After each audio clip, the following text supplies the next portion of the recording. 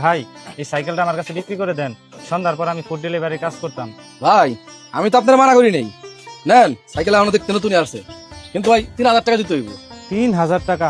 ভাই আমার কাছে এখন এত টাকা নাই, আমি একজন ছাত্র মানুষ, আমার বাবা এই পৃথিবীতে বেঁচে নেই, আমার মা আমাদের সংসারটা চালাইতো, কিন্তু হঠাৎ করে আমার মা অসুস্থ হয়ে পড়েছে, সেজন্য ভাবছিলাম লেখাপড়ার পাশাপাশি সন্ধ্যার পর ফুড ডেলিভারি কাজ করব, সংসার তো চালাইতে হইব, তাই না ভাই? ভাই এই সাইকেলটা আমি মূলত 2300 টাকা দিয়ে কিনেছিলাম, দেখতে এখন নতুনের মতন। আপনার যত অসুবিধা আপনি যা খুশি দেন, আমার যত লস না হয় আপনার যত অসুবিধা না হয়। ঠিক আছে ভাই। ভাই আমার কাছে তো এখন অত টাকা নাই, এখানে 1500 টাকা আছে, এই টাকাটা রাখেন, আর বাকি 1000 টাকা আমি 1 মাস পরে এসে দিয়ে যাব। ভাই দাঁড়ান, এই লোকটার আমরা চিনি না জানি না, আপনি বাকিতে দিবেন? আরে বাদ দে তো, যা তুই তোর কাজে যা। ভাই আমি এমনি থেকে আরো বাকি দেই না, আপনি আপনার মায়ের কথা বললেন তাই দিতেছি, বিশ্বাস করে দিতেছি, বিশ্বাসের মর্যাদা রাখেন। এই নেন নিয়ে যান, 1 মাস পর মনে করে টাকাটা দিয়ে দেন।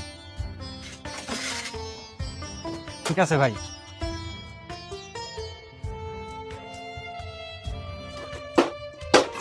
ভাই কেমন আছেন? এই নেন আপনার বাকি টাকাটা।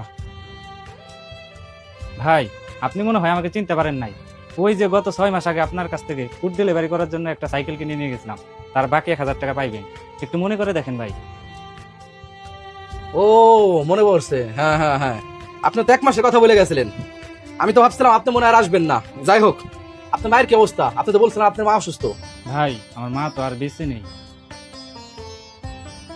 সেজন্যই ভাই আপনার টাকাটা দিতে দেরি হয়ে গেছে।